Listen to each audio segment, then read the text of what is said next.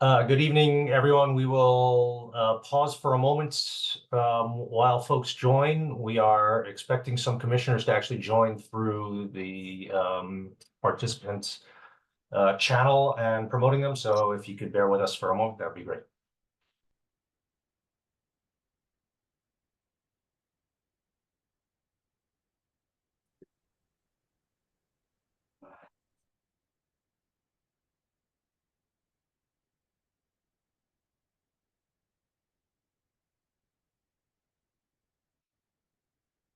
All righty, we are almost ready. I believe Director Blaze is managing a phone call from a commissioner trying to figure out how to get in.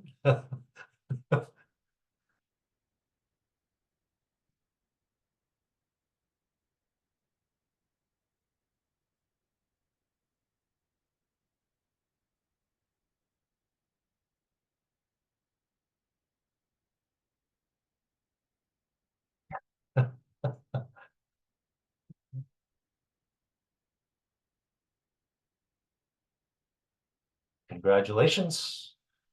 Thank you. We did it. That was a tricky one. Sorry about that. I don't know what happened to the email from before.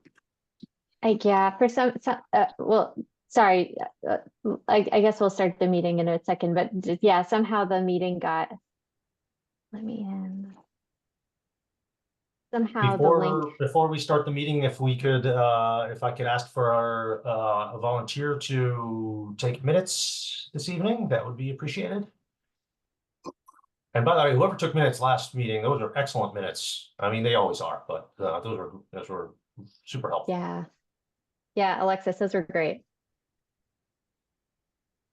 All right, Alexis, you are off the hook this month. And Ramon, is there any chance you can do it? I know you did it recently. I could talk to you next time. I'll give it a shot. Thank you. Amazing, Ramon. Thank you so much. Thank you. Although having seen the minutes from and then the recording of last meeting, that would have been overwhelming. I don't know how it was done. Ramon, if it's helpful, I can take minutes this meeting. I'll take some notes and then I'll use the recording to kind of fill in gaps because assuming there will be a recording later available. Yeah, yes, it'll be posted online, and we have there's like some AI help that we get now too, so I can send the transcript over. Yeah. Okay, sorry. Go ahead, Larry. We can start. We yield to our AI overlords. Welcome everyone to the June 2024 meeting of the City of Somerville's Commission on Energy Use and Climate Change. Let's start with some apologies for the delay getting started, but we are ready now. Let's start with some introductions, I think, for folks. Let's run through the commissioners, perhaps the city staff, and then have attendees introduce themselves if they'd like. My name is Larry Yu. I am chair of the Commission on Energy and Climate Change. I live in the Davis Square area. Courtney, would you like to introduce yourself? Hi, I'm Courtney Coslow. I live in Ward 5 in Lagoon Square, and I'll pass it over to Commissioner Washburn. Hi, everyone. Alexis Washburn. I am a resident in the Teal Square neighborhood. Although today I'm not there, but I'm at the Northeast Energy Efficiency Partnership Summit. So I'm at a conference currently. And I will pass it to Josh, sorry. Well, sorry, let's go through commissioners first. Yeah, I'll go. Ramon Bueno, I live in Ward 2 in the Buffalo buildings.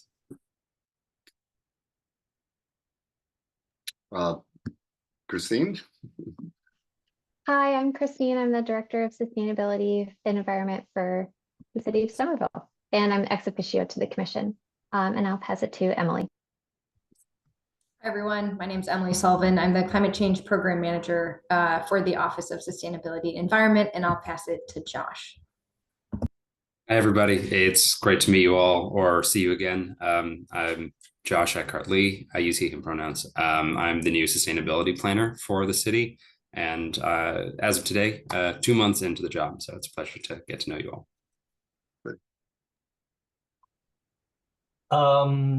Christina, if you wouldn't mind bringing the attendees into this space, that would be great.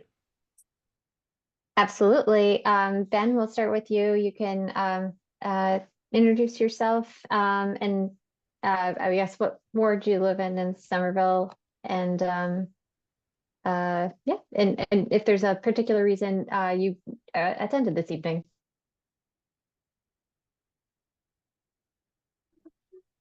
Hi, I'm in Ward 5 between Magoon and Winter Hill. No particular reason. I just enjoy following the group, and I respect all their efforts. Thank you. That's great. And next we have Lindsay. I'm Lindsay. I also live in Winter Hill. I think I'm in Ward 4, and I liked Ben's answers so much. I'm just going to say ditto. Thank you, Lindsay. Nice to see you. And Ron.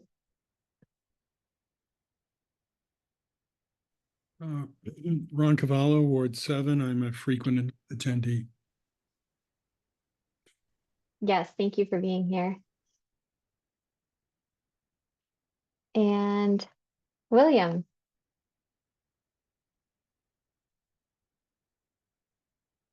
If you'd like, you can introduce yourself. No, we can always come back to you later. Great. Commission. Oh, hi, Eliza. Welcome. Hi guys, sorry, I was having trouble getting in. No worries, no worries. Sorry the link did not go out this time, an hour before like usual. Do you want to introduce yourself? We were just wrapping up introductions. Sure. Hi folks, I'm Commissioner Johnston, or Elizabeth Johnston, and I'm in Davis Square. And then by day, I do economic analysis related to climate and energy policy for a company called ICF. Wonderful, thank you. So we have an awesome agenda today, which I'm looking forward to. But I actually just want to start with just a brief apology. There were a couple of things that I wanted to sort of circulate between meetings and failed to do so. So apologies. We'll catch up on one of them in talking about the ordinance. But I just want to acknowledge also. I see Lindsay Luke here that. She talked about the resolution for oh my God, I'm spacing out now. The clean heat bill before the State House right now, and any support that we might provide for that. So that did not make it onto the agenda, and I did not circulate that resolution or the bill. But if we have a moment in the later stages of the meeting, let's block a few moments to chat about that and see if there are some action items there. And with that, I do want to give some space for Josh to introduce himself and talk about how his first 2 months on the nose have been. And I think you were going to talk a little bit about your favorite project. Thank you, Commissioner. Yes, it's a pleasure to meet you all. As a brief note of background, I'm joining you all after 2 years spent with the town of Milton as their assistant planning director, where I sort of brought in as much as I could my sustainability background and expertise. The town is now engaged in developing their climate action plan. I was able to do a greenhouse gas inventory and a pilot study on the feasibility of a microgrid at our city hall and at a local affordable housing community. So I've really tried to bring sustainability planning into my broader urban planning work. That's why I focused on sustainability and resilience planning in my master's work at Northeastern University, where I graduated May of 2023 after 2 years of study. And previously, my work was with the Sierra Club and organizing with the Sunrise Movement. So I really bring an activist energy and a desire for real transformative change, which I know is shared amongst Somerville residents and you all as commissioners, which is a really exciting space to be able to operate in and not universal in municipal work. So I feel really lucky and quite blessed. Speaking of transformational projects and change, one of the first tasks I am sort of responsible for in my new role here with you all is the implementation of what we are calling Charge for Charge, through which the city will be transitioning our public EV charging stations from being entirely free to use to charging the user for the cost of electricity, which is about 25 cents per kilowatt hour. That will go into effect on July 1st and will help the city to, operate in a tricky budget year and sort of recoup some of the costs for installation, operations, and management of our public stations, as well as to sort of help increase the network because we are somewhat behind our peer municipalities. The hope is that between the sort of successful implementation of this program and then a new siting strategy that we've worked on with a bunch of different departments, with engineering and DPW, with mobility, we can have a really robust and successful new installation schedule for additional EV charging equipment across the city over my next year with you all. So it should be a very smooth rollout if I've done all my preparation right, and we're trying to publicize that change as much as possible. You might have seen it on a press release or heard direct replace on WBZ News Radio early last week. You might see signs up at each of the stations if you use them. And it was in today's Sustainable newsletter, which I assume you all received.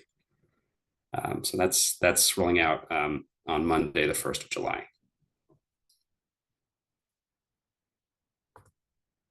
I think that's it for Charge as a brief rundown, but I'm happy to answer any questions. Yeah, wonderful. I mean, just as I'll open it up to everybody, but just at a start, 25 cents per kilowatt hour is comparable, a little less than residential rates.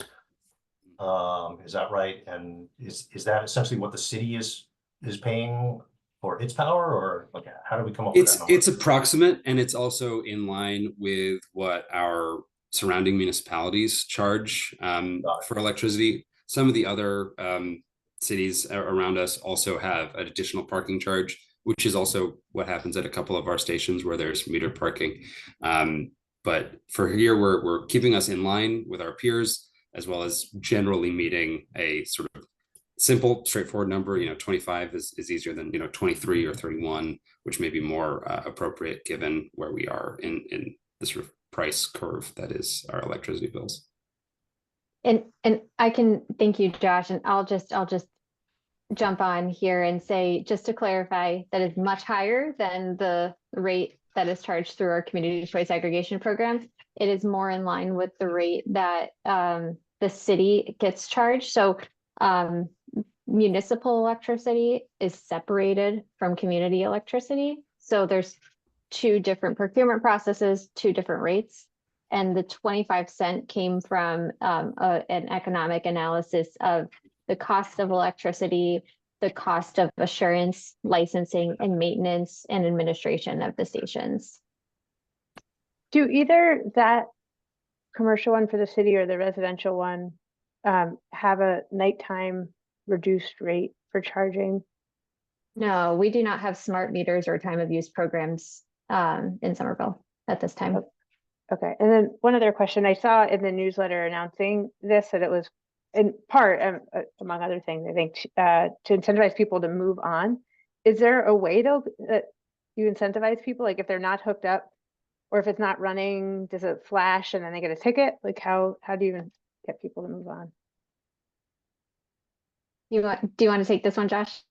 Or so we've seen just the sort of existence of a pricing mechanism makes people a lot more self-aware of their use of the stations. And we're not going to add any additional ticketing beyond what we encourage through our mobility and parking enforcement division, but we've seen that just the implementation of a pricing plan is likely to see turnover.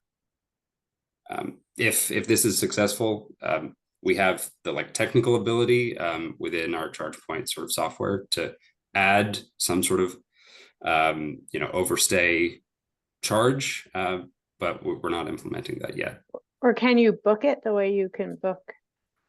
You can reserve times in some of the charge points, I think. Yeah, on the highway. one could, and we have the software capabilities of doing that, but that's not part of this original sort of initial sort of slate of changes. Okay.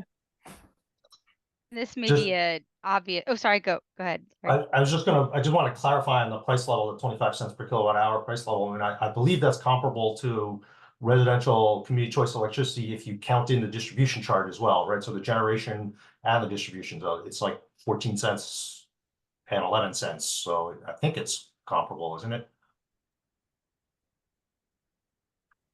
I would not say that because I don't want to confuse people. These are our rates and they are not, it is not 25 cents a kilowatt hour. It is much lower.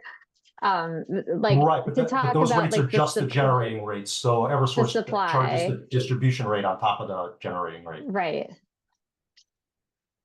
I would not use that as a comparison. 15 cents, right? Sorry. Yeah. So 15 cents plus 11. Yeah. So. Sorry, go ahead, Eliza. I think you answered my question by accident, so I don't need to ask it.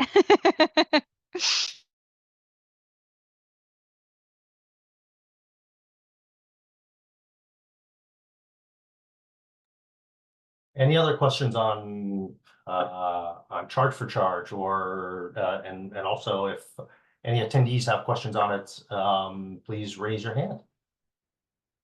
I see Ron has his hand raised. Hi. I'm always concerned about the city budget, and I'm aware of some of the significant unforeseen billings that the city's faced, and I've spent almost 2 hours, in fact, more than 2 hours with the senior assessor, and have a pretty good sense of where the money's going and where the money isn't going, and where the money needs to go. So my first question, and I want to say that the electrification I think is a good idea. And although I have mixed feelings about electric vehicles, as do a lot of people, I think that's where things are headed. So my first question is, how's the expansion being funded? And my second question is, will there be a monitoring of the usage to see if the expansion is effective? And if it's effective, will that mean that there'll be more of them? And if it's not effective, will that mean that the system will not be expanded? Yeah, I can, Josh, if it's okay, I'll start to answer this and then feel free to jump in if I miss anything. So the program's expected to generate $89,000 in revenue, which will help but not fully cover the cost of maintenance, management, licensing, assurance, expansion, and operating the system. We have 12 stations currently, each with 2 ports, where we have purchased 4 additional stations, and we are just wrapping up a siting strategy that we're in the process of finalizing, and we'll use that. And that study looked at the feasibility and abilities to install new stations and the electrical capacity feasibilities in areas where we don't currently have charging. And our goal is so that every household in Somerville is within a 5-minute walk of an EV charger. So we're going to help to close the gaps that we have in the current system now with those 4 additional stations that we've purchased. And our goal is to do that hopefully within, this next fiscal year. And then in the next fiscal year's budget, we've also proposed 2 additional stations, which is in line with what we've requested since about 2016. They're about $12,000 each, and that would come from the general fund. And then to your question on monitoring, ChargePoint has a really robust dashboard, and we're able to see all really interesting information on usage rates, the number of unique users, how frequently stations are used, the duration that they're used, and those types of things. And actually, one interesting fact that's come out of this is that every month we have about 2,300 unique drivers that are charging in Somerville at these public stations, but we only have 900 registered EVs in Somerville.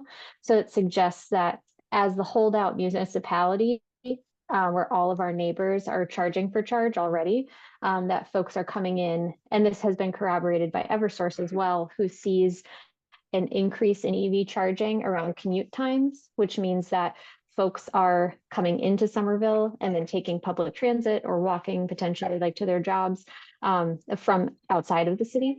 You know, it's potentially taking away a space that somebody can use if they're hanging out there for a longer time. So we're hoping that this helps to curb kind of the tragedy of the commons that we're facing, and to actually promote folks to promote, you know, the use of EVs, and help it expand even more by providing a system that, you know, is functional and works, and is also you know, well funded too.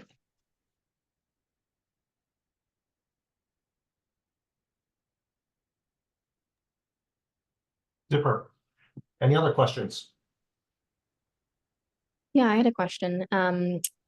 This is a question for Christine, I think. Are we seeing most of the charging is happening around commute times, or just that there's a significant bump at that time and most of it is still happening overnight?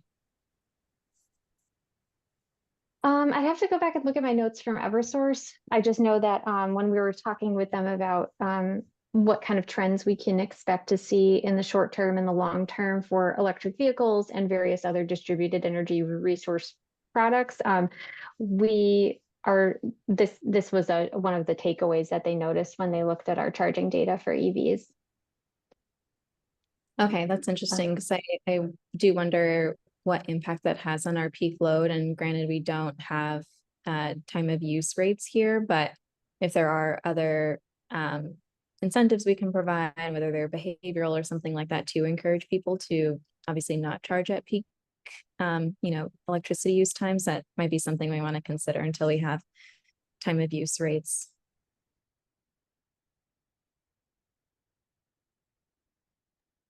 Go ahead, Ramon. Yeah, just listening, it occurred to me, I'm not clear. So if someone pulls into a charger and then doesn't go away for a very long time, you know, way past charging times, is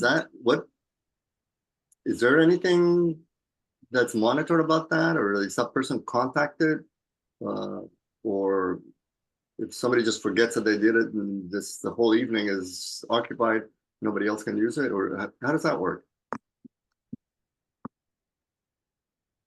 Yeah, so if I may, I don't know if I have to say like through you, Commissioner. No, just go for it. It was a Okay. question, clearly a question. Just go for it. So ChargePoint is typically set up to inform you when your vehicle is charged. So they get that information. This program that will be our first sort of toe in the water in terms of billing, will not, you know, add additional charging after you've filled your battery. And so it'll still be as it has been, will be up to, you know, parking enforcement to deal with someone who stays over long.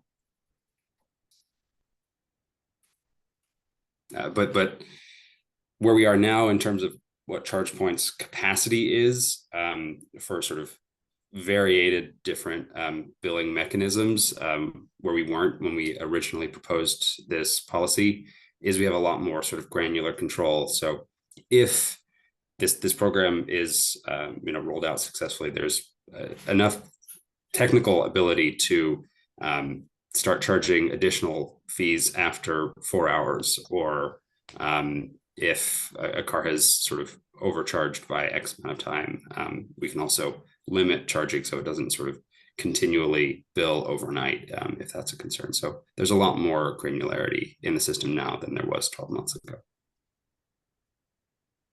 Oh, I have one other question. Are these spots marked as permit parking, resident permit parking? I had thought they might not be before. It depends on the spot. There are a couple that are metered parking, which does not require resident permits. So the Day Street and Davis Square lots, for instance, or Lombardy Street are metered. But in some cases, not only do you need a resident permit, like at our Evergreen station, you would also, during school hours at the high school or at Healy School, need a school parking permit to be at those stations. So just like a sort of regular parking spot, it has its own sort of layers of permitting and parking regulation. Got it. Thanks.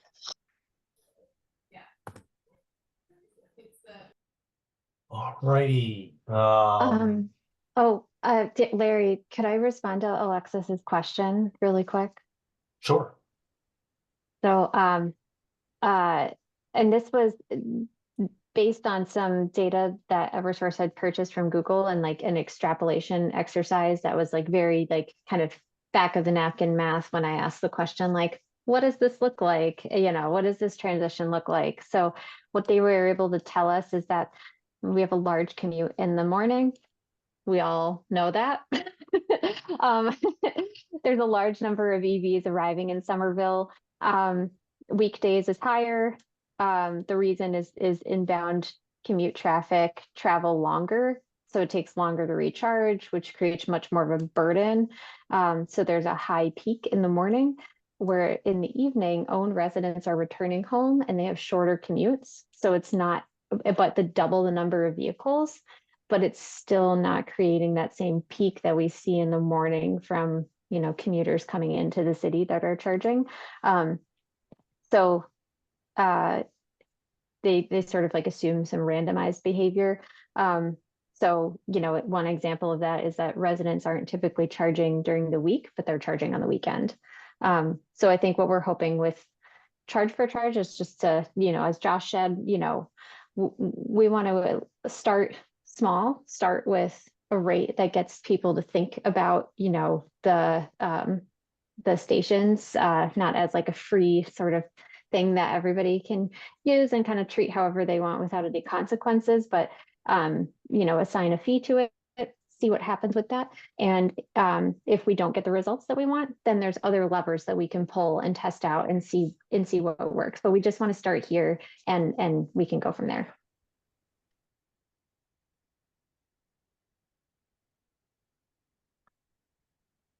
Yeah, I mean, for what it's worth, I've heard Somerville residents say like, yeah, I would plug in at home, but it's free from the city, so I'll just go use that one. So okay. I'd love to move on if we could, seeing no other questions. Josh, thank you for that welcome to the city, and you're welcome to stay on for the remainder of the call, or not. It's obviously up to you. Cheers. So the next item on our agenda is I thought we'd make some space to reflect on our last meeting's discussion on the Somerville Public Schools Green New Deal, the presentation we received, the great discussion. We had other folks from the city providing their perspectives as well. I thought it was very helpful, but any reflections, further thoughts, things we might do or not do? Sure. I have some thoughts. I was really happy to have that conversation, and to have other people from staff members from OSE participate, as well as Rich Raish from Infrastructure and Asset Management. I think it was helpful to get some feedback that there questions about, there had been some information that had circulated or been presented at certain city council and school committee meetings that Rich was a part of, and I think maybe others from OSC, about ways that we could fund decarbonizing our existing schools and have kind of capital plans in place to know how to do that. And they kind of hadn't yet really understood how that worked. And so I actually had a call today with, that's because in addition to being a commissioner, I'm a part of the group that was working on this, the Somerville Carbon Free and Healthy Schools Coalition. I met with Mass Save this morning, and they have programs both to help big renovations or new builds like will happen for Winter Hill and or maybe Brown, as well as they can, this is Eversource through Mass Save, they can work directly with cities to trying to think of the words, to work to analyze the needs of the school and come up with a phased plan for how to do the upgrades that will allow for the decarbonization and electrification over time, and help connect with the funding sources to do it, which do exist. And so I really want, I don't know if Christine is just off camera or if she's, you're still here, you're hearing it. Okay.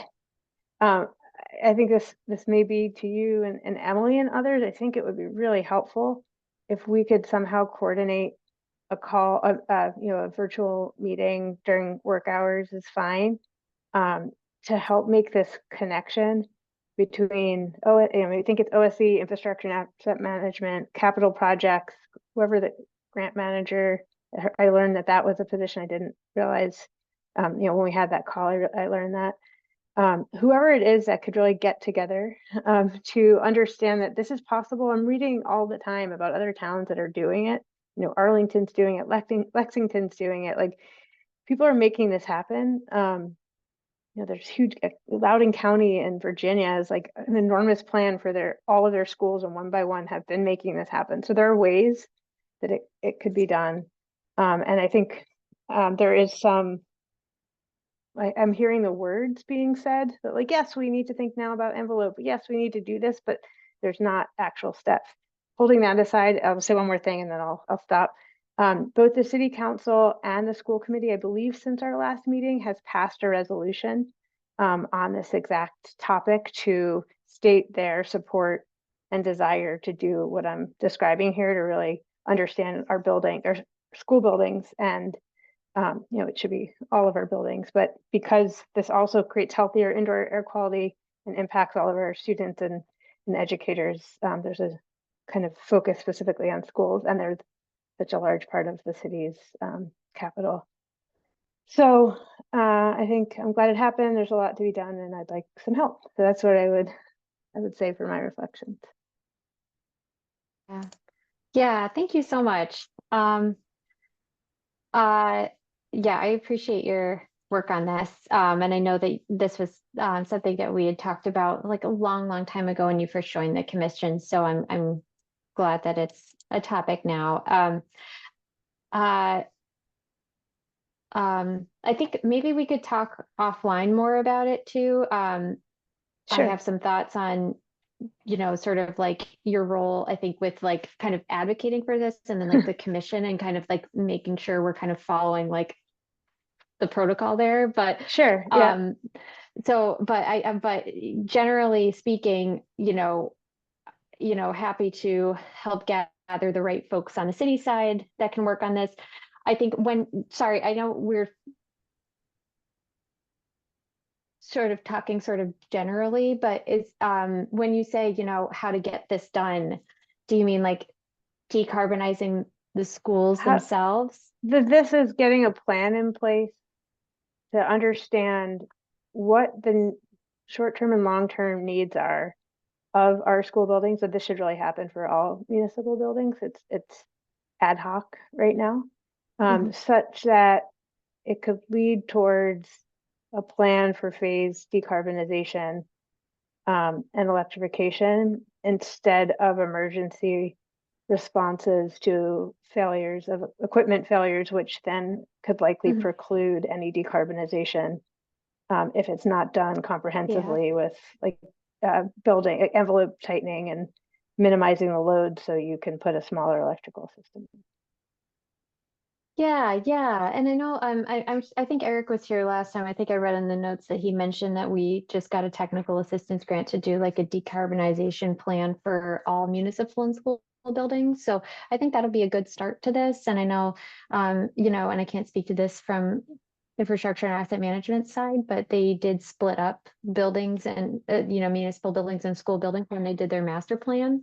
But I believe the intention is to do one for schools, but I would like, but I'd have to get Director Reish to speak to that. But I know like schools is #1 priority for Mayor Ballantyne, supporting kids, innovation, climate change. I think we all see the connection between health and climate and, you know, our education. And I think we all see that there's, you know, nothing more important than like, you know, putting all that we can into our schools. And that's, I think, seen through, you know, Winter Hill and other things that are part of the budget this year too. So, and investing in our staff. So I think that there's good things coming down the line, but if you are looking for somebody to help coordinate all of these different arms, OSE has liaisons with all of the departments that you mentioned there, that we work with on a daily basis on this. So happy to talk more about it. Okay, that sounds great. Yeah, I did think I heard Director Reish say last time that this was not something they had in the budget to prioritize. So I'm glad to hear you think otherwise, and it would be great to talk more. So I will reach out. We can schedule Well, some and time. I was just going to piggyback on that point, I think, Courtney, which is, you know, we had a, I would say, disappointing experience when the high school was being built about, you know, things sort of getting cut out as the process evolved for, you know, not the sort of like crisis management, which I think is definitely, you know, like we need a boiler tomorrow, so any boiler will do sort of situation. But I think having an outside stakeholder or outside report or outside, you know, support in that way could, you know, provide a little bit of external validity and maybe pressure. And I mean, I do think, you know, the commission had a duality of role as we were getting Somerville ready to become a green community, particularly around the stretch energy code of being advocates, but also commission members. So it's not something that is new to this role. But I do think, you know, it's really, really easy to lose sight of these intentions when, you know, programmatic elements are on the chopping block in terms of funding. And so, you know, just making sure that it continues to be a priority and understanding the long-term economic benefits, I think, you know, is going to be really critical. So I really like the idea that Courtney raised, and I think it would be important to make sure we do everything we can to, you know, ensure that those aspects of sustainability and decarbonization don't get cut. Yeah, I'm sorry I missed the meeting last month. I had a chance to listen to the reporting in the last few days, and I was pretty impressed by the conversations and discussion. But regarding to this, one thing that Commissioner Coslow mentioned, if I recall correctly, which I think really makes a lot of sense, is that in thinking about plans, not just plans of what we would do, whatever, but that when things come up in between, like there's a failure or, you know, there's a need to urgently replace something. I believe the phrase you used was to have like a whole building assessment, so that instead of just replacing what broke, there's a better context to understand what might be a better thing to put in at this point that doesn't prolong a carbonized solution more than necessary, or if it goes, that it's as small as possible. Did I get it correctly, Courtney? Yes, and that you need to plan before the system breaks so that you can swap it out in advance. And that if you don't think about the envelope and making it tighter, you'll have to put in a bigger mechanical system. And if you do that, that system will be too big that if you make it tighter later, it will be too much for the building. Yeah. And so you need to make sure you're thinking about it together.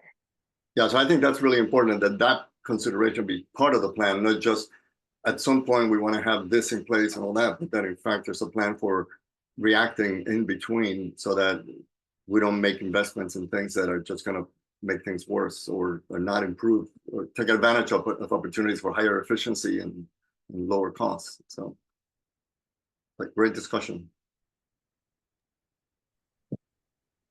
Just to follow up, I think on the discussion about the high school that that Eliza raised. I mean, I think you raised a really good point. I also think that like the community is in a different place now than it was in the planning stages of the high school, and in terms of advocating for decarbonization. And the city is in a different place now than it was back then. So I think we're in kind of a little bit of a different situation, but I agree that that's a good sort of model to think about. I'm also I was struck on the call last month about the desire for a timeline versus the ability to have a pathway, and the sort of like the perhaps gap between what's a timeline and what's a pathway. And I'm hearing now some echoes of that, of like, we'd like to have a plan, but like plan can mean different things to different people. So it would be, and I don't want to interrogate the meaning of that this evening, but it might be helpful to at some point to help to have different folks articulate what they'd like a plan to entail, or a pathway or a timeline, just so that everyone's clear on what the meanings of those documents might be. I would hate for a plan to come out and then someone say like, well, that's not a plan because it doesn't have this, and vice versa. So that's. And I do think it sounds like Mass Save, and as they're coming into their new 3-year plan and they're focused on decarbonizing, not just energy efficiency, they now have staff who can help to provide additional technical assistance to answer those questions and to actually do the work alongside the city. So maybe that resources is there. Learn more if we get a meeting with the city and Mass Save. That is certainly encouraging. And I have personally been disappointed by Mass Save in the past, so I know it's a different 3-year cycle, but hesitant to put too many eggs in there right just yet. I hear you. They're still trying to talk you into the flow shower heads. I'm like, that's not what we're working on here. But I do think, just to put a plug, since we're sort of supporting DOER on this, I do think the, very, very basic decarb work that's the sort of latest offering under the suite of green communities is a great place to start. It's, again, free technical assistance that can get you a good starting point. It's, what you do with it that matters, as they say, but we'll take the free support and run with it. So I think there are a lot of resources out there. It's a matter of like figuring out, where best to put the city staff time so that they're not stretched too thin, but we can take advantage of the offerings.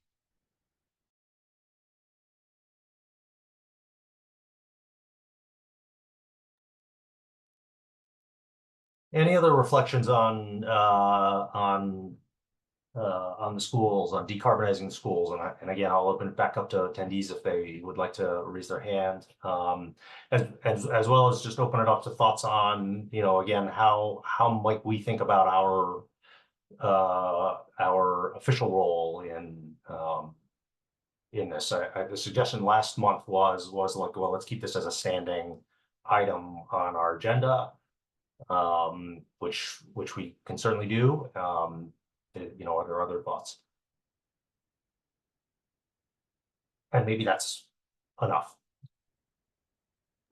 I would personally love for it to be a standing meeting if others are in agreement or Director Blaze has thoughts. That would be my preference. Yeah, I'll second that. I think this, we've talked endlessly about how, buildings are our biggest challenge and our biggest opportunity. So I think it makes sense to at least do a quick roll call on it.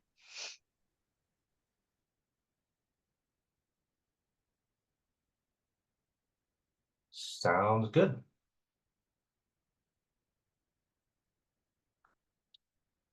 All right, I will move us along on our agenda to an item that I've been looking forward to for a long time.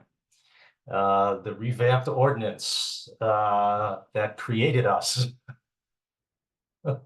Yes, this is exciting. And sorry, it was posted on the website. So I sent the link out to commissioners that there's a red line version and a clean version. And I'm sorry, I was listening, but I had to step away for childcare. But we are here. So I can share my screen and at any time, whatever would be the most helpful, but we can, hi, sweetie. We can, Hi. we're just gonna help go over the ordinance. Here, go ahead.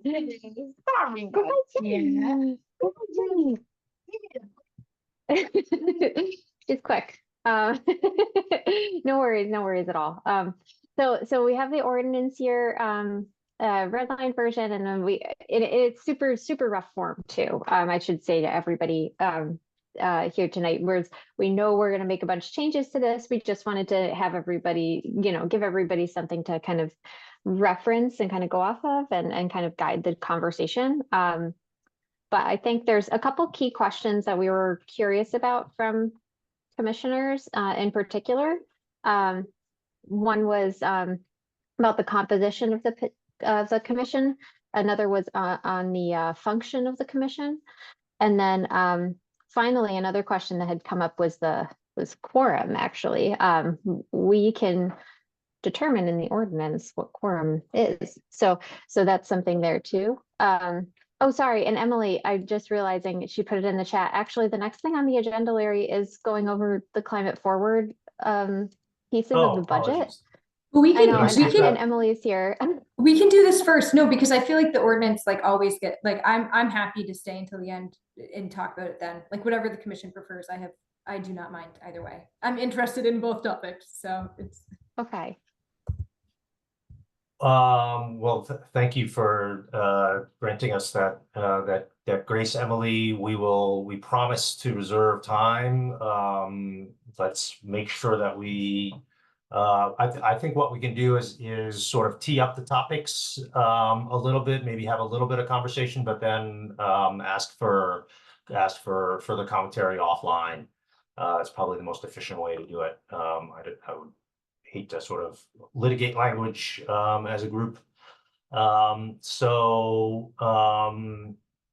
Yes, if we could take those two items, actually, let's take those items in turn, but I'd love to sort of take it in the order in the ordinance. So starting with the function part, I guess if you're able to share.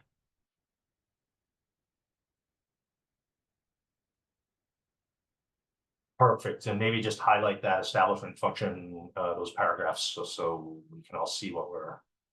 Perfect. Maybe it makes it harder to read. I'm not sure, but there are essentially three parts to this function. One is act as well, I don't have to read it to you, and just sort of hoping to reflect on whether we feel like this is the robust enough articulation of our function, and acknowledging that we may have functioned a little bit differently in the past. So this is sort of like where are we now and where would we like to take this commission. I'll pause for some initial thoughts, but then send you off for homework. of course, I'm gonna call out the annoying typo. Just advise municipal staff probably, as opposed to advice municipal staff. Thank you. I mean, I really like these. I mean, I think the third one around engagement is interesting because I think initially, and again, I'm probably like the dinosaur of the commission, you know, initially, as the name would suggest, the Mayor's Commission for Energy Use and Climate Change, you know, we really, that was the focus, right? We were here to advise the mayor. We met with him twice a year. We sort of put together platform that we were going to support, and it had things like pass the stretch code, you know, get an ESCO and things like that. So it was a much, you know, simpler agenda, and there was no staff. There was one David Lutz who sort of kind of did this work. So, you know, it was a completely different orientation. But so I hadn't thought about the sort of stakeholder engagement piece as being explicit, but I like it. Alexis. I don't know if we're down this far yet, so I can also wait and if someone else has a comment, but it was on the addition of the youth member and noted the age range there. And so I wonder if we've had any conversations with maybe some of the Somerville High School teachers, for example, because I wonder if it's a 2-year term and someone's appointed when they're 17 and they move away, or if they, you know, reach 18. So do we want to consider potentially aligning it maybe with other city practices? So I don't recall if there's like a youth workforce program, for example, but oftentimes those might go up to like 25 years in age being considered youth, and that might be a little bit easier with the term, or if it's aligned with the semester, for example. So just getting some feedback from folks that are working more closely with students in that age range. Yes, and we will circle back to that in a moment. Ramon, did you want to jump in? Yeah, on point number 2, advise municipal staff. You know, having just seen, it's very fresh in my mind, the recording from last session, and I found last meeting when you were all discussing particularly helpful that it was a very engaging discussion and participation between city staff and not just OSC but other folks as well, and it really highlighted to me the key valuable role that the commission meetings can serve in that regard, which is to provide another way for sort of a 3-way interaction. And so I'm wondering if advice and support might be, you know, it's a minor phrasing difference, but if that would capture that a little bit better.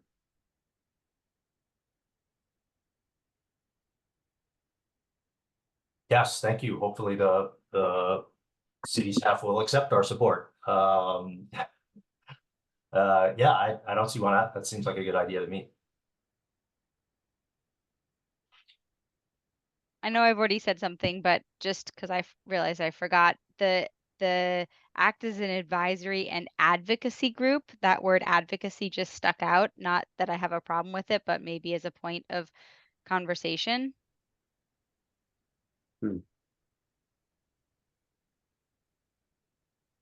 Yeah, interesting. I like it in there. I don't think it would make sense for us as a group to be here if we're not also advocating in other, or that if we are advocating in other ways, it's not surprising because that's why we're doing this work. And I don't think I think of my role at being a commissioner has helped me so much to understand what's actually happening so I could be more effective in the work that I want to see done here, which is all aligned with everything that we're talking about. And so I think if we take that away, it would really take some of the air out and would make it less, like the community as a whole, less vibrant if we can't also advocate. So I would put that in there. I don't disagree. And I think we did have this conversation at some point, again, in the context of the stretch code a million years ago, but because we don't have any fiduciary responsibility, meaning we don't have any control over funds, it is not, at least according to whatever legal expert weighed in at the time, it is not problem for us to advocate. So I'll just say that I also don't see that as a problem, and I see it as sort of inherent to an advisory group, but I mean, and advocacy can operate in multiple on multiple levels as well. It could just as easily reference advocating hypothetically at the State House or advocating to the community. So there are different ways of reading into that. Yeah, I mean, I don't have any problem with having it there. I mean, I can imagine interpreting advisory as providing the best advice the commission can provide, which includes advocating for what it thinks are the best steps forward and solutions. But I'm comfortable leaving it as is, right in that text. Okay, can we, coming back to Alexis's point about the composition, if we may need to shrink the size of the text here to at least look at some of the description of composition, of the language created here around composition. So briefly, 13 members of the public, at least one renter, at least one person from 3 different parts of the city. These 3 parts roughly correspond to zip code, although that could be reorganized. As Alexis pointed out, 1 youth, and we took a definition of youth. I think we took the definition of youth the same as what was in the Urban Forestry Commission's youth. But that's up for debate. We did have, I think we had a brief discussion about it because we had originally said like 15 to 25. And then like one of the conversations we had landed in like, well, if someone who is, like 16 and someone who's in the high school and someone who's 24 in graduate school, like we're applying, like how would we make the assessment of which would be the better person? And so we felt like if it was really representing the youth coming through the schools, that it would be that age group. But certainly open to discussion. We also want to ensure age diversity on the higher end, and frankly 55 might be too young. But that's kind of open for discussion, as well as the numbers of people. Maybe we want 2 people in each of the geographic regions. We wanted, we thought perhaps a Somerville business owner or manager, and like weren't sure exactly how to define that, but we have some language in here on that. Yeah, okay, so I'll pause there, and I guess we'll take some initial thoughts, but again, we'll send you home with homework. Alexis. I know we talked about some initial research into some of the other commissions and what their membership composition is like and sort of average numbers, but was that ever reported back to this group? It was done fairly anecdotally, and so not reported back. And 13 is higher than all the numbers that I anecdotally collected, which were closer to like 9 or 9, 10, 11. I think it's off the top of my head. Christine, you may have better data on that, or Emily. Yeah, I think one of the main groups that that folks pointed me to was the bicycle committee, and I think that they were a bit larger. But I can double check right now to see how many seats there are in it. But I think basically like this came from, I think it's really important to note that this number 13 came from a discussion with the commission that happened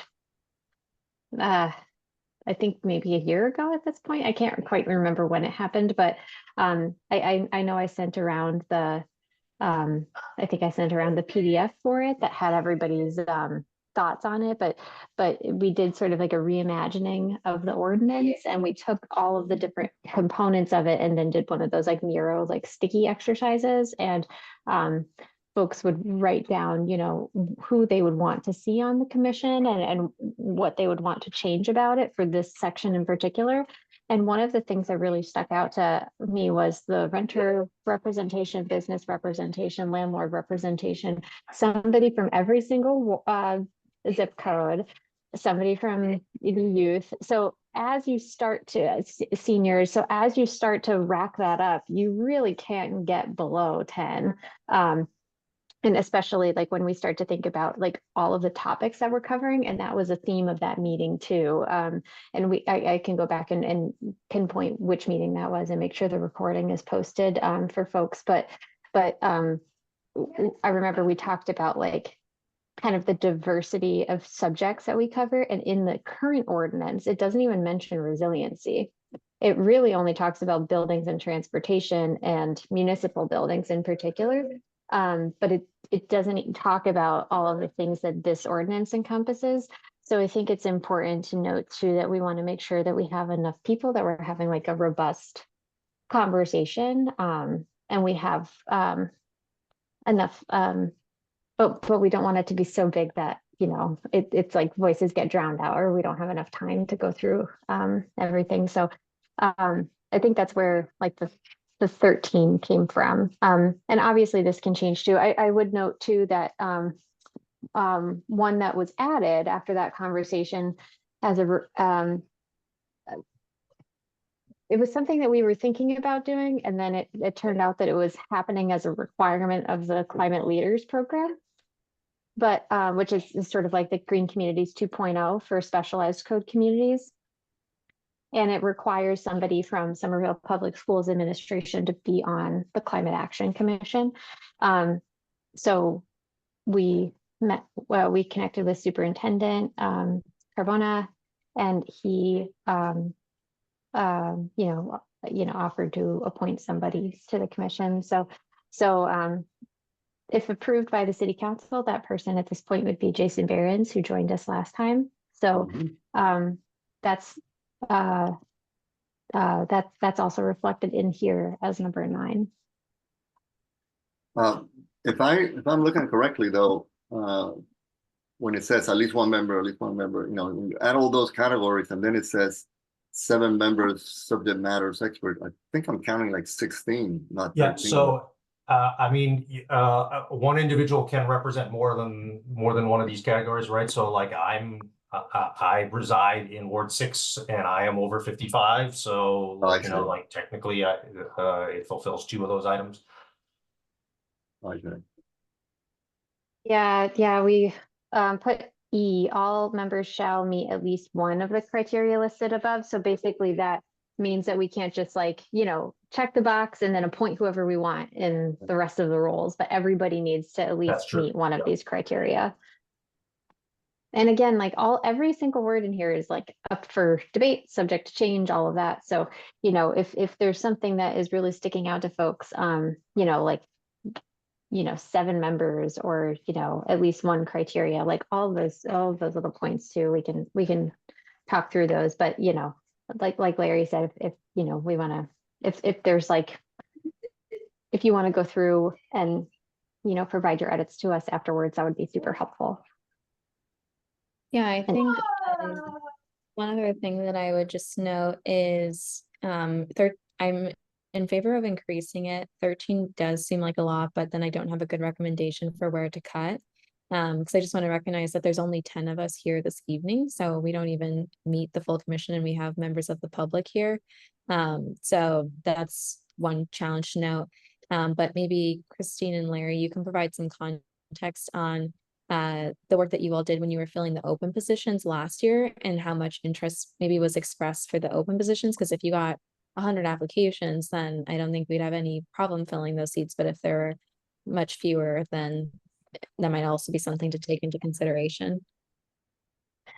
I think that we will have problems filling the Central and East Somerville positions because we just don't see a lot of interest coming from them. But it's something that is not unique to our commission. And it's something that we can work through with the language that we have in here now. For quorum, it is something that we can address in here too. We can set it at a different number than simple majority or majority. But So we could put it at like a third, for example, or something like that.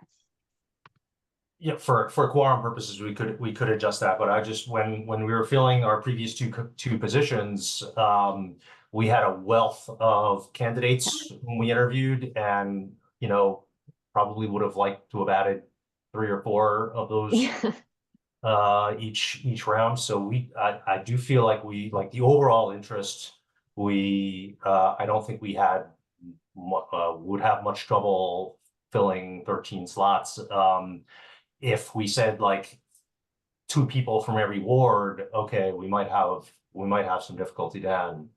But if you consider that 13 includes a school administration person, so it's okay, so that's 12, and then a youth slot is reserved, and so we would probably have to recruit differently for that. And then a business slot, we would have to recruit differently for that. So I lost track, but that's down to like 9 or 10 of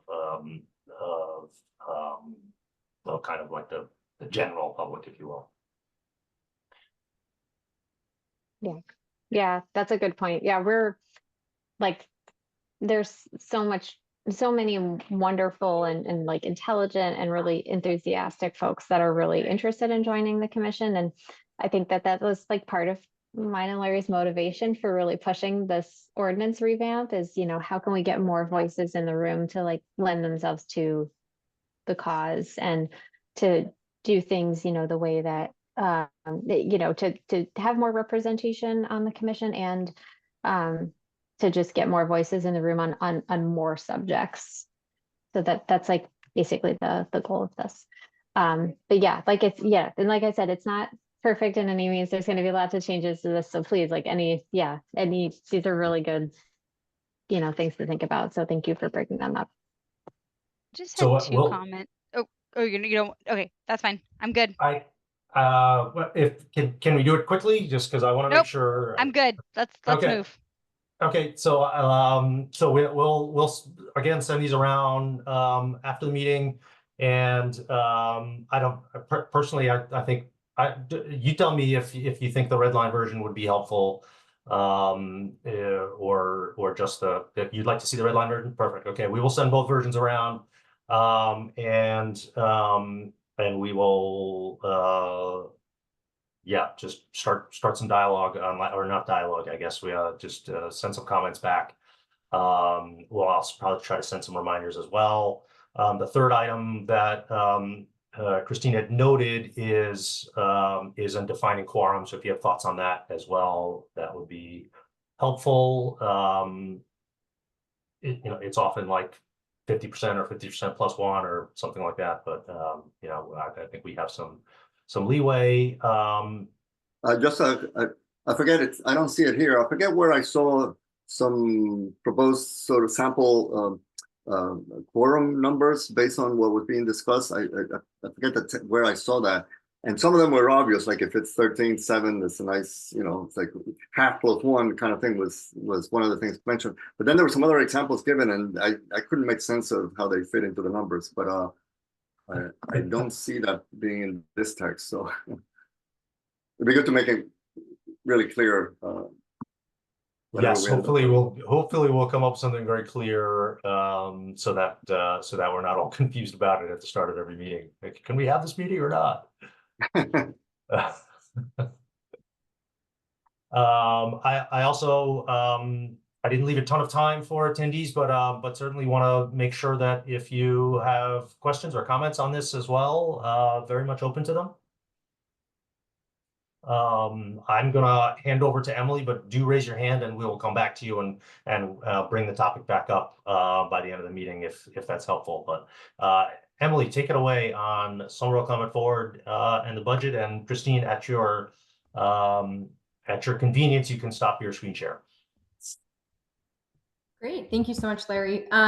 So I'll start off this this conversation just noting, like, last meeting we were going to dive into Climate Forward, the planned content a little bit more, but you all have a lot to chat about during these meetings, and so respecting your time, things like that. So I'm going to go over some of Climate Forward, and then more specifically how it ties into the fiscal year 24 budget, which we're, like, coming to the end of that fiscal year right now, and then what's proposed in the fiscal year 25 budget, as well as some grant funding that we've received. But I also just want to make this offer to, all the commissioners and, folks listening in from the public, but I'm available, like, all summer to have a virtual meeting if you want to go through the content of Climate Forward more, if you want to grab a coffee to chat about it. So feel free to reach out, like, if you feel like you haven't gotten enough from OSC staff about, like, what is in Climate Forward. We're always happy to meet one-on-one and talk in more detail then.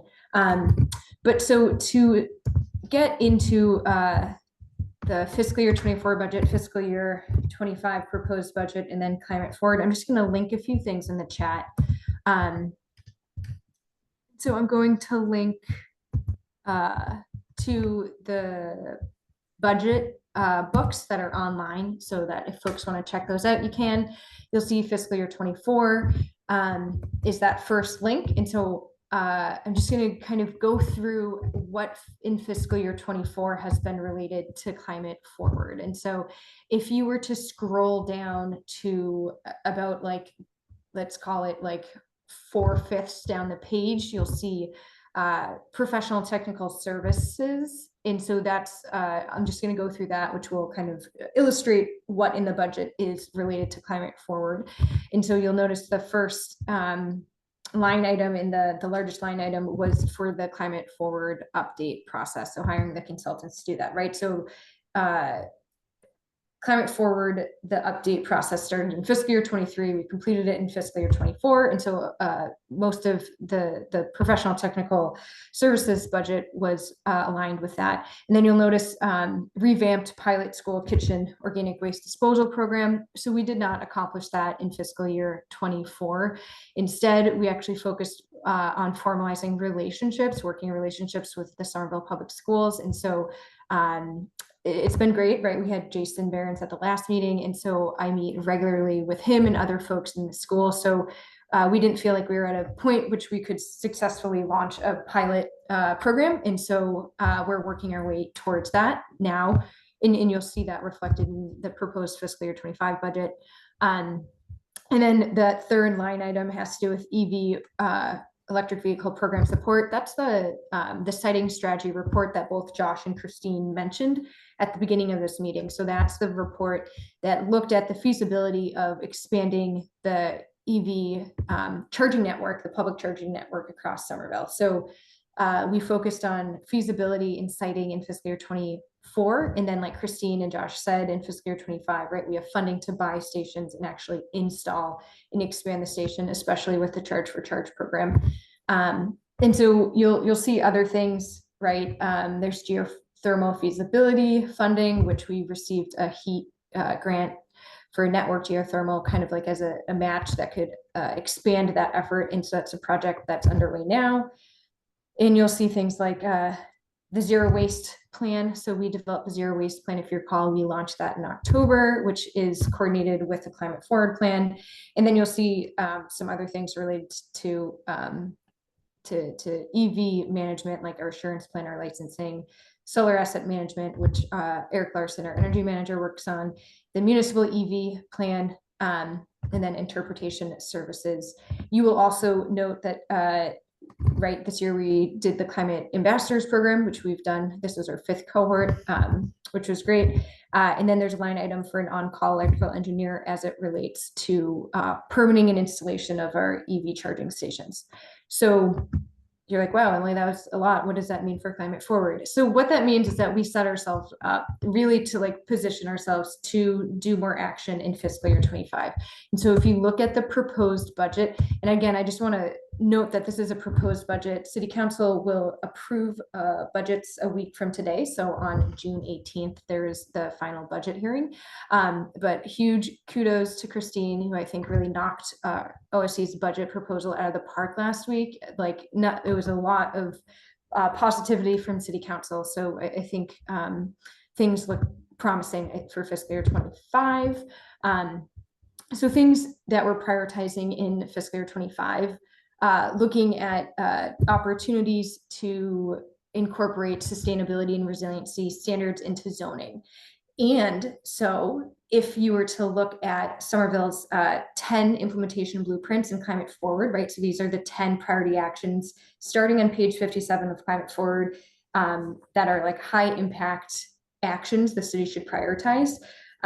So that directly relates to the first blueprint. So that's action BE 1.1.A. So we are proposing just over, or I guess just under $110,000 to further these zoning analyses and economic analyses so that we can better incorporate sustainability and resiliency into to our zoning ordinance or other local regulations. And so this is something that we actually had a Tufts intern do a gap analysis on. So this spring semester, which was really wonderful. She was great.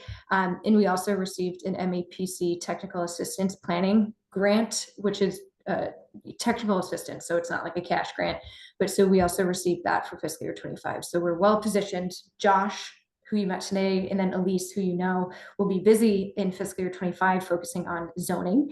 And then if we go back to the proposed fiscal year 25 budget book, we have deja vu, revamped pilot school kitchen organic waste disposal program, right? So that's something that Christine, Julia, and I are working with Jason in the public schools on, and we've spoken to superintendent about. So we're really excited to get that off the ground in fiscal year 25, like pending city council approval. One thing that you might be thinking is, okay, that's a school kitchen, like composting or organic waste disposal program. But I heard the city's also proposing a curbside composting pilot program. Where is that? I don't see that in this professional technical services funding. That is actually a program that would be funded out of Somerville's free cash. So it's not reflected in the OSC budget, but it is a pilot program that Somerville will work on in fiscal year 25. And I think that will span fiscal year 25 and 26 budget years. So that is exciting. And then you'll see the third line item in the proposed fiscal year 25 budget has to do with contract extension for electrification planning. That's the kind of the networked geothermal work, I think, that was started this year and is extending into fiscal year 25. Thank you, Christine, for nodding that I got that one right. I appreciate that. And then we're doing ambassadors again this year. We have, again, some costs associated with electrical or the EV charging station network, and then solar asset management. So that's kind of how that proposed budget book aligns with Climate Forward. But if you were to go to the implementation blueprints, I can talk a little bit more about what we're doing for each one, and therefore like how we're approaching implementation in fiscal year 25. And so if you go to page 57 and work your way through the implementation blueprints, we already chatted about BE 1.1.A, which is about integrating resiliency and sustainability into zoning and other local regulations. But then if you move towards page 61, you'll see the next action, BE 1.3.B, which has to do with establishing energy and emissions-based building performance standards. So kind of like a Somerville BERDO or BUDO, depending on if you prefer Boston or Cambridge's program. And so this is something that we've actually, we've started. We got some ARPA funding to do some focus group, kind of like background research work on this. And then particularly as it relates to a rental registry program too. And so the mayor announced in April when we released the updated Climate Forward plan, right, that there's kind of like a suite of a first wave of policies that will go to city council end of summer, early fall. And so the rental registry would be one of those. And so we're making some progress there. Kudos to Christine and Julia and Garrett from OSC who've been leading that charge. And then action starting on page 65, action BE 1.3.D, launching an energy coaching program. Super exciting. Also announced in today's sustainable newsletter, we are the recipient of an Empower grant, so that's through Mass CEC. And what we'll get from that is essentially 2 years of funding to support a full-time energy advisor role, and then some funding like to help with the development of that program in communications, like in educational resources to the community. So that's super exciting. City Council, I think just approved the acceptance of those funds. So we're like still doing some of like behind the scenes grant management work, but we're hoping to post for that energy advisor role ASAP. And then, you know, work with members of the community starting in fiscal year 25 to provide more support around energy efficiency, kind of decarbonization program work. So that's very exciting. And then if you were to scroll to page 68, action CR 2.2a, that is related to partnering with social infrastructure institutions identified as vulnerable through the climate change vulnerability assessment to look at opportunities for resiliency upgrades. And so this is something that Somerville has started working on regionally through a regional municipal vulnerability preparedness grant that was awarded to the Resilient Mystic Collaborative. That's a regional resilience group that's facilitated by the Mystic River Watershed Association. And so we started this work with a fiscal year 25 MVP grant award to do like the preliminary research to identify these social infrastructure institutes. And we applied for another regional fiscal year 25 MVP grant. And I will say the RMC has excellent success in receiving regional grant funding. So hopefully we're looking forward to more funding that would further this.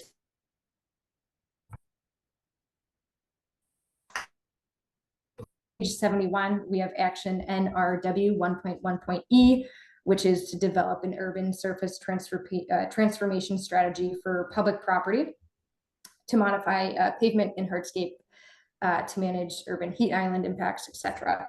So this is something that we haven't formally started like under this auspice or name of this action, but I definitely want to recognize the good work that the city's been doing on streetscape improvements, right? That's related to this action. And then of course, a big shout out to the communities who are organizing depaving efforts, though that's on private property, right? The spirit of that I think is captured in this blueprint.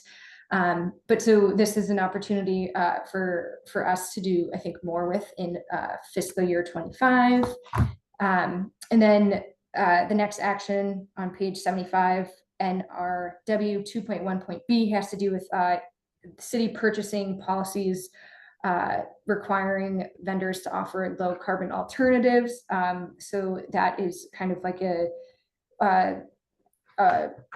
blueprint that perhaps doesn't require as much funding to accomplish, but requires internal coordination.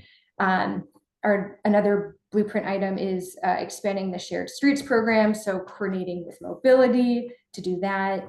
We have, I'm, as you can tell, running through these a little bit more quickly because we have 3 minutes left in the meeting. We have one about embodied carbon thresholds and establishing those for city and school projects. We have an action related to the capital investment plan to prioritize sustainability, energy conservation, things like that. So Commissioner Kozlow, I think, related to some of what you were saying earlier in this meeting. And then the final blueprint has to do with coordinating with utilities, state, regionally around infrastructure upgrades, particularly like the grid, things like that. And so you might be saying, wow, that's a lot of actions. How are you going to do that? Emily, Christine, the city, the rest of OSC. So Christine and I are working on developing internal task forces. So with city staff, so that we can better coordinate around it, and they'd be, as currently proposed, like topic areas of the plan task forces. And so this is something that we're working together with the mayor's office that we will launch by the end of the summer, and then that will set us up for second quarter of fiscal year 25 to take the money that we have and really start implementing the projects, the priority projects we've identified, and also really start formalizing how we track the metrics of success for the climate action work that we do in the city. So that was a lot. I'm sorry, it took longer than I thought. I really thought Larry was going to take like 5 minutes. I got too into it. But if you have any questions, I'll take any questions. I'm also happy to meet again one-on-one when anyone is available. Emily, I apologize for making you talk so fast, and Ramon, I apologize for making Emily talk so fast. I'll have to rely on. I can fill in, Documented. Ramon. I can Yes, fill yes. in. I'll follow up with you. That was wonderful and complete. So I appreciate that. I'm sure we probably do have questions or would like to have some follow-ups, or perhaps I don't know that we ought to take those tonight, though, given that it's 8:30.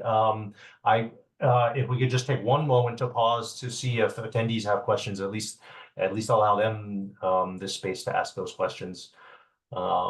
Please raise your hand. In the meantime, while you're thinking of your questions, perhaps we can think about the minutes from last meeting and approve those or not. Does anyone need an extra minute to review those? They were quite complete. No, but I know that when I was reading it at the last minute, I think it was yesterday, there were, I think I kept notes. There were a number of places where there's some edit, grammatical edits needed. Like sometimes it says commissioner, sometimes it says commission such and such, or, there were like 8 or 10 cases where, so those are minor. And then I think there were a couple of places where there was some, I wish I had it in front of me. I'd be glad to send those in. Why don't we whoever needs it. defer approval of the minutes to next meeting, pending Ramon's copy of it. And who best to send the anything that I find that I was tracking if I didn't lose a document? I think best to send to Christina and Julia and copy me. Okay.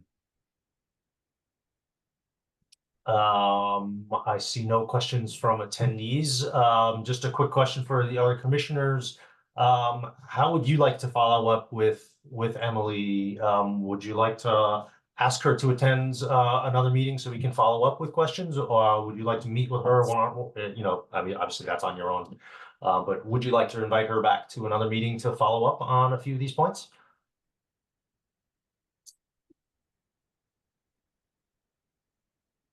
I guess I have a question that's somewhat related, which is, when is our next meeting? Often we take off time in the summer. Are we meeting in July but not August? Are we meeting in August, not July? And selfishly, I'm not around in July, so I don't know if we've relaxed or changed or not changed from our COVID policy. You used to have to be within the state, then it was okay if you weren't. I don't know where we were with all that thing.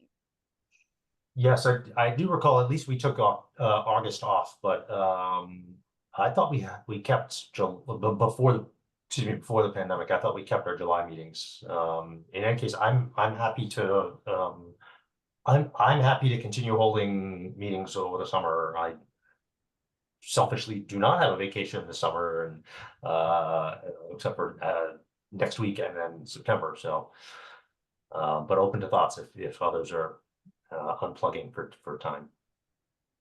I'm flexible, but if Eliza, if you're saying July is out for you, I mean, I'm happy to join. I'm going to be out in California, so as long as there's no meeting law around being in the state, then I'm fine to do that. That was fine during COVID. So. Yeah, as far as I know, that's fine. Okay. You can't meet with your doctor if you're out of state, I think, but that is true. I think no doctors here, so yeah. So I think that's fine if you're willing to join from out of state. And at the same time, let's all make sure we communicate about our availability for the next couple of meetings so that we know whether it's worthwhile or not. Alexis, Do we have a calendar of all the meetings through the remainder of the year? it's typically just the second Monday of the month. Tuesday. Tuesday. I mean, this second Tuesday, yeah.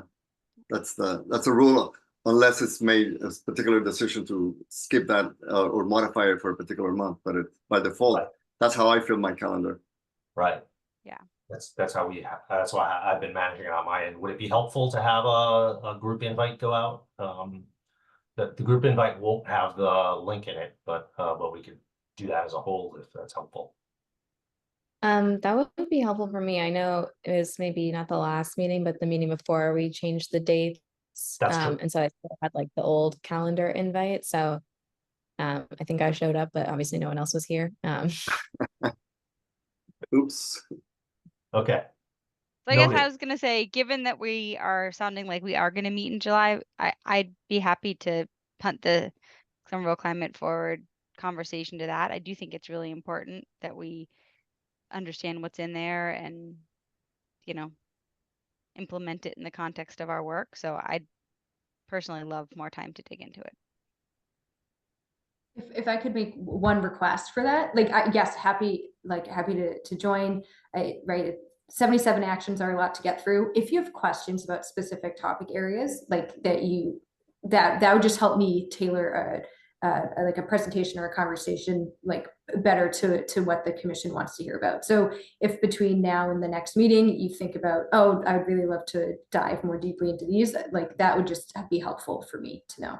I think that's a great idea. We're not going to make you speed read through 77, but no, I think that's great. I mean, I think, again, under our auspices of advisors and advocates, it'd be great if we knew a little bit more, but personally, I spent more time with it. Okay, so we have homework on the ordinance, we have homework on Somerville Climate Forward, and we will talk about both of those topics again in July. It sounds like, and just for purposes of the minutes, I will make sure to point out Christine's note in the chat, following up the previous comment that the Somerville Bicycle Committee has at minimum 13 members according to it's the ordinance that created it. So there is precedent for commissions out of that, commissions and committees of that size. Sorry, everyone, I was speaking quickly there, so when I go to the chat and select everything, it doesn't let me copy. And I know that oftentimes there's something interesting there, and then before I know it, it's gone. Is that available somewhere? Somehow it doesn't let me copy it, or Yeah, even when it says copy, it often doesn't paste anything. When we download the recording, the chat will download separately, so we can get you that chat. But yeah, I don't know why Zoom decided you can't copy and paste chat text, but it's a tough one. Great. All right. apologies for running long. Any other new business to bring up? You can wait. I will. I also want to add to next meeting the well, maybe too late by then, but would perhaps some additional homework on the ordinance and state legislation around the future of clean heat, that's it, clean heat. So I will send that around as well. So I have a lot of homework to send things around. And then we have to do the minutes from May. We decided to punt those. Just Oh, We decided sorry, to put those Amanda. pending Ramon's comments. There were a bunch of them, and I started tracking them in an email, but in a document, but I can't see it just now. Sorry for the typos. It was a very rapid fire discussion. Right. They were great minutes. I was Super impressed. helpful. Thank you. Seeing nothing further, we can adjourn. Thank you. That was helpful. thanks, guys. Bye. Thank Thanks. you. Bye. Thank you all. Bye.